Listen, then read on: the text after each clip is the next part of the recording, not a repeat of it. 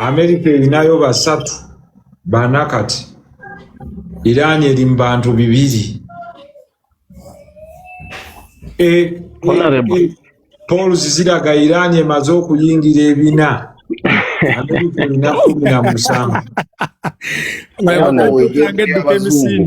taipinga mwawo wogwa ona ataddeko Honorable Iran etuwana visa za bwerere ibana abantu balesemu n'ebya visa ona agambye Honorable Lutalo bwe ruggwa njagala gendako Iran tebede visa tebagiseera Iran baagala abantu bageze mu science and technology tubaddeyo n'abaana baffe nga basoma mnabadde nkugambye mbadde ne ka submission ke mbadde njagala okugattako on the other issue that you talked about of I think medical data was exactly, yeah, actually this is all part of program Obimanye. I know you're a person in the political spheres. You've heard about something called Agenda 2030, right? The Sustainable Development Goals of UN. Exactly. Now there is you know the people they call the global elite, the likes of Bill Gates and who katiba ina program you write a global depopulation agenda 2040. They believe that if you remember the speech of Boris Johnson 2019 UN General Assembly, when he was speaking, he said that in this industrial age of 5G and the digital age, it is someone who owns data, okay, that will have an edge. It's no longer oil and gasoline. It's about information data, okay, artificial intelligence and all this. Kati, this information is key to these guys in a way that omusajja alina kyagamba kulwana okendeza ku population y'abaddugavu amakulu bwe bakwata data ne bamanya ebirwadde bye tulwala n'omusaayi gwe tulina kitegeeza bakola amakerenda ne bagatuweereza nga tetukyazaala. For example, Kati, how it matches up and how they have been playing the metrics. Kati, when you look at the issue, waliwo chemical je babaninga mu Europe, simanyi wa mpulira, yes, bagiyita confida, bagibaninga mu agro products. Naye mu Africa, it is coming freely. They don't object it, okay? Naye ate eno erina biodegradable effect and is used in most of the vegetables we eat. Kati bwebera mu mubiri gw'omuntu. Kyovona banti cancer apaaluse mu Africa. Exactly. We are exposed to carcinogens, Kati, those cancer causing stuffs. Kati, that issue of getting this data, bagala okulaba mu misaayi gyaffe mulimu biodegradable effect y'ebintu bino babireka biyingire mu Africa. Ate ebintu ebyo, some of them, they prevent antibiotics from performing. You've heard about antibiotic resistance, okay? And there are some chemicals, when they stay in your body, over time, for those who are nutritionists like me, we try to soma food chemistry. Mulimu ezo chibaita food and drug interaction. Into obo immediate dagala, there are some foods which help you. Yeah. Have we realized that women have started getting frequent and abnormal menstruations? It is true, and that one is because of hormonal imbalance. It's coming with some things. Nenkoko zetu nowadays as in supermarket, bazikuba hormones. Okay, and people don't know it. The local chicken in Uganda, they want to buy a KFC and all this nonsense. So, Honorable, the issue which I'm coming back to zero down on is this. That one over mwetaga kuba abasajja abo be designing vaccination programs zetu ina munsi. Be designing most of the approaches that to some medical science. Genda ampola. Bana ibadde njagala nze sisabanga ko bantu nti buli omwata apinge screen. Naye kwonerera screen eno kuba kino ekintu kya kuwaking up bantu. Kwonerera bwoti ku mutwe gwange okone bulaavu obwo. Buli omu koona njagala onnyonnyole medical data no. Yeah, so Honorable, ndowooza mwawulira ekiri e Kenya for example, nti Bill Gates role. Yes, okay. Yes, sir. Njagala tugende mpola kuba okuwano olabika kati wano nkujjeemu kyenjagala muggwe buli nabagaye buli omu alina special gift. Mbadde njagala olw'okuba wano tugenda ku medical data abantu bamanyi lwaki baasayiniza okutwala medical data abali kuno kitegeeza okutwala ebikwogerako omusaayi eddagala ly'obadde omira obadde bukuluma ogambye nti abaami bano balina pulaani okukendeeza population y'abaddugavu. Exactly. Era bajo castrating adda waliwo conference yatula mu 2015 which was brought by Bill Gates, bagita Climate Action Conference. Mu conference eyo Bill Gates yagamba abantu abaliyo nti every single human being in the world produces 5,000 tons of carbon per annum. and we need to reduce this number. Okay, na yagamba, this will be done perfectly through vaccinations if we do a great job. Okay? Nechitegeeza nti vaccines etutwala zonna, it is not a must nti nungi. Some of them, like I'll give an example, kati waliwo debate eri ku Pfizer vaccine ya COVID-19. They said it was an mRNA strand of the COVID and given, but it has come to be discovered now mu America nti abantu abafuna doses zonna esatu, most of them are having spike proteins. Their bodies are producing spike proteins and it is a danger to the immune system. Tuwadde abantu abamu tebafa that time, some of them will get effects over time. So eno data bagyetaaga kuba when they wait a second.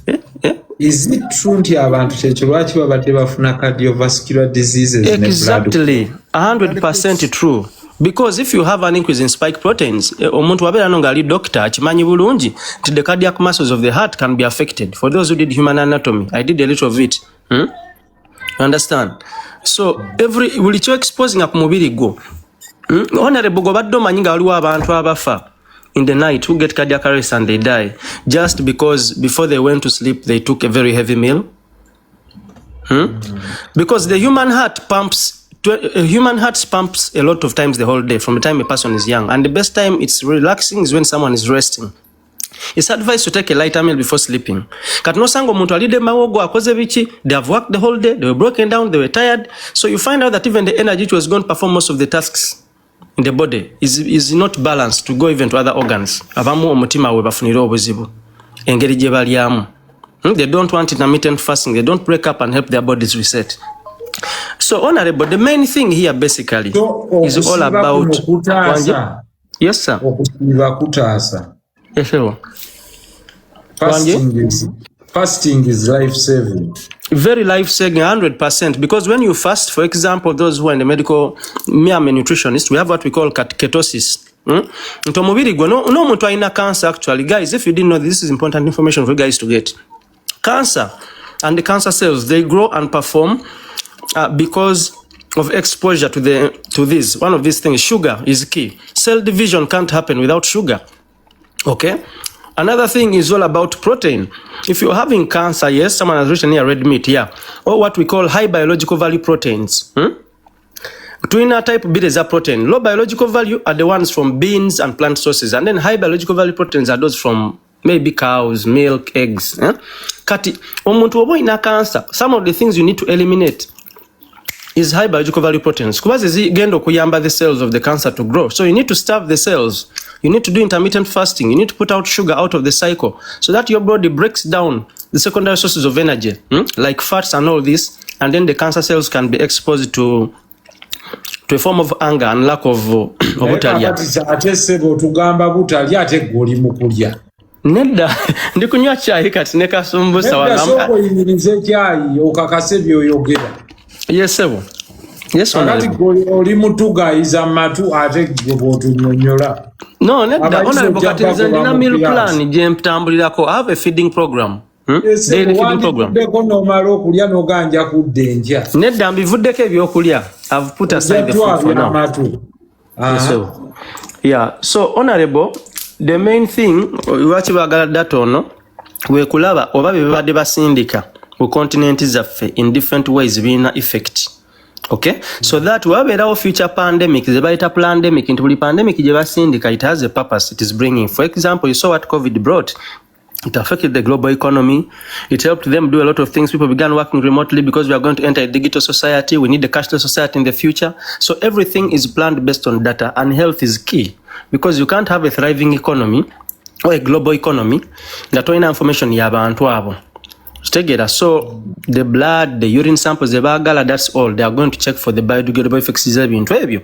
Balabe even our blood types, can they sustain in case of a future? You understand? Future pandemic, which can... Listen, one way to gigante. Yes, sir. The most prominent cancer-fighting gene is P53. Yes. Encoded as TP53. Yes. Often referred to as the guardian of the genome. Yes. It acts as a tumor suppressor. Yes. By regulating cell division. Yes. Repairing damaged DNA. Yes. Or forcing damaged cells to die. Yes. Which tumor suppressor genes include BRCA1, BRCA2. However, Yes. something amazing. Yes. All those that got COVID, nearly wiped out. Thank you. Exactly. Meaning, 53. Yeah. after abantu bwe twafuna COVID, Yes. cancer protection gene suppressing a cancer cells, Yes. or suppressing a division of tumors, Yes. wiped out. Exactly. And the only country that rejected the use of their vaccines, developing vaccines, is Russia and Iran. Okay. Kuba tebaagala abasajja tebali part of the global eno gundi global agenda y'abano bagiri ku side ndala bali. There is something very scary. The only way, and you mwabali mu sciences, you can go and read about it. They say the only way we must try to revitalize this kwe kuddamu okulya bino ebintu wammanga turmeric biki antioxidants. Yes, antioxidants, yeah, vitamin C. It's through fasting and antioxidants. Does that now ring the bell you're saying? Yes. Yes, I remember a podcast gye nawulidde ey'omusajja omu researcher eyagambye nti eyasindika COVID-19 was out to open the Pandora for cancer. Yes. And n'agamba nti the animal esinga gene eno is the elephant and the blue whale. Is it called the blue whale? Kyekyo lwaki teziri waliwo n'endala form of rat ezitali exposed nnyo to cancer. Yes. Can you look out for what the elephant eats? Thank you very much. Genda Mas. Yeah, so Honorable, era just like you talked about that, I have also read the documents about that P53.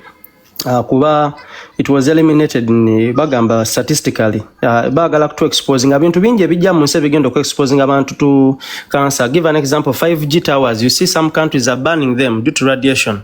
Kuba bamanyi nti the only way just okwata masses z'abantu is to install. Kuba company ya China jibaita Huawei bali bagisa morning nga bajibuza lwaki yakozesa frequencies which were very high and exposing people's cells, you know, to cancerous things. So if your body is being unguarded, bana basajja principle yabwe eri wano bajja mpola they begin weakening a human stage by stage. Means abantu bayinza obutafa once, but they begin exposing your health, all of you, to situations that can cause you to be, I don't know which word to use, to be those are weak,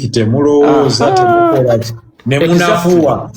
Onafuwa mpola olutuka ku time nga wetaaze okubeera nga you're upright, your body can no longer handle. That's why even cancer itself is an industry. If you check about it, big pharma companies profit. Kyobola nti abantu basumagirira mu Uganda n'abeerawo nga oli mulamu naye ng'olinga ekirerya. For example, Honorable, obuto abantu bebasikisa bulijjo. I'm not here to fight any company. Okay? Obuto ye mubine bwogera, it is okay. Yes, this cooking oil. Yeah.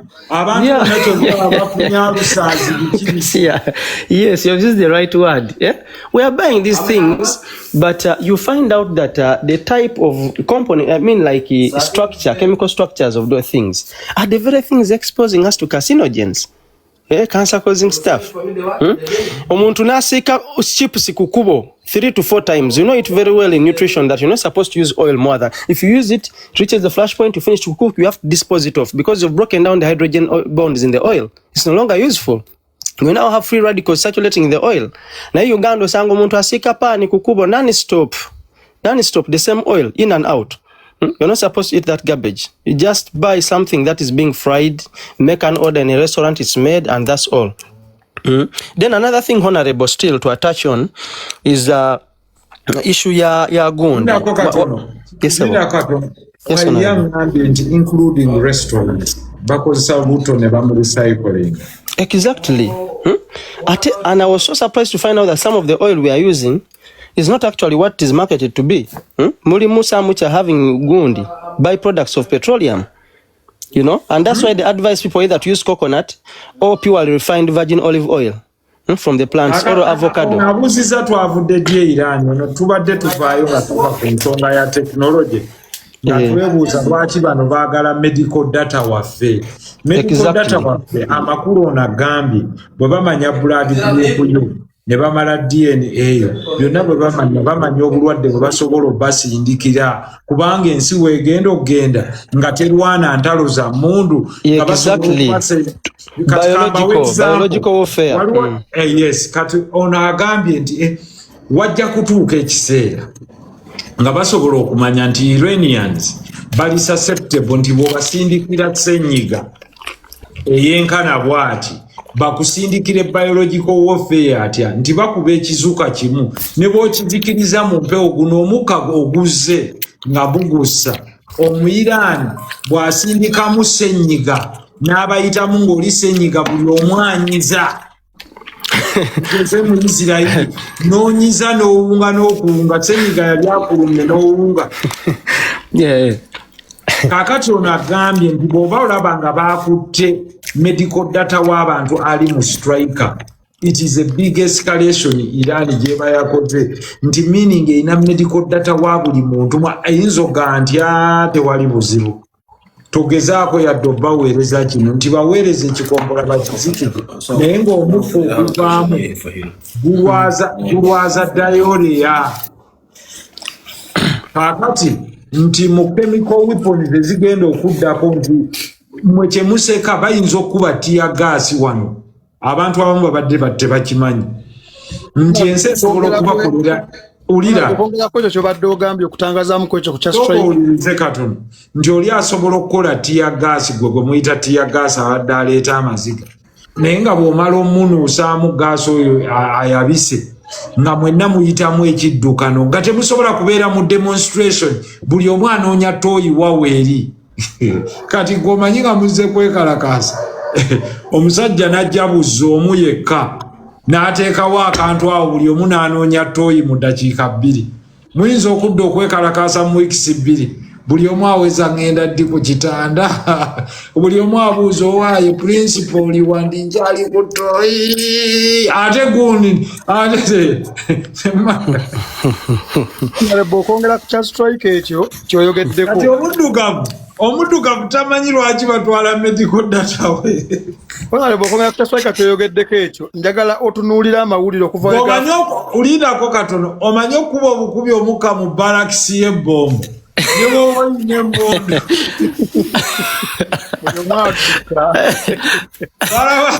balaba apanda anoonya tooyi weeri omanyi ulira temuseka olabanga ekyokusaaga what we are trying to say ensi weegenda okulaba bakuba bukubi mu barracks namba ng'erimu abasirikale 2,000 ne batandika okuddukana omanye ekiddukano nga kyazze mu mundu tosobola kukiseera bawoza abapande babulumye ng'apande anoonya tooyi waali radio call. Kati honorable wamma okwongera ku kya strike abantu kye batannaba kuwaako nnyo budde bw'otunuulira Iran okuva amawulire gafuluma nti egundi yagihakinga n'egitwala America tennaddamu kukola impact ya bulabe nnyeetisa ku Iran. Omanyi lwaki? Baba holdings at ransom. Yes. Mubulabanga ebyokusaaga. Yes. Boba akitegedde Iran ekirwana okuddawo nebalata. Wona agambye Kenny kyekyo kye baakola olubiri lwa pulezidenti wa Venezuela. Wamma yagamba baabakubamu ekintu bonna ne batandika okusesema.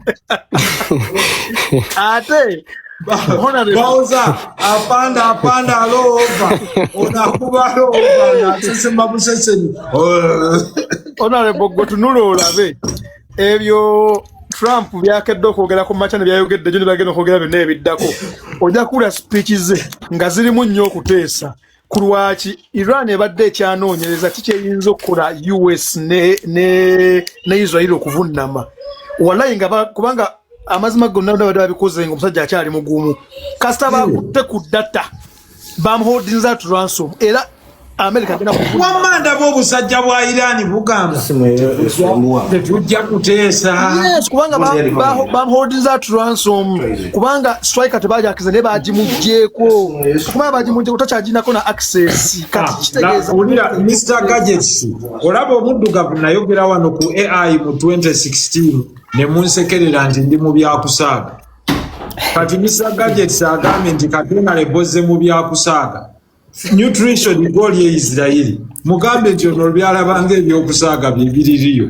Honorable Katona kudda kwekyo gosoka ebuzo ya tukugamba ate nekirala honorable ayinza kuba kigattunga ya kugamba ebyo honorable ate olaba n'ekirala nze nina kyenjagala ogattako ku ndwadde zino abantu biki endwadde bano abasajja ba designinga system yaabwe ndowooza honorable I know you're informed you've heard of a place called Nevada area 51 mu America.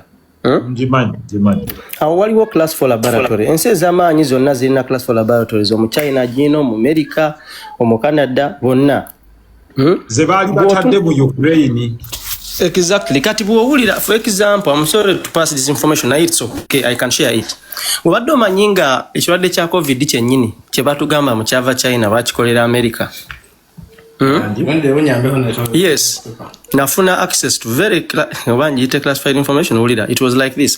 Virus bagikolera mu America. Okitegeera ne bagitransferring okugende Canada through a class for laboratory ne bagize China. Na time yali strategic ng'erina kudda China bagitwala wali institute yaabwe eri mu Wuhan.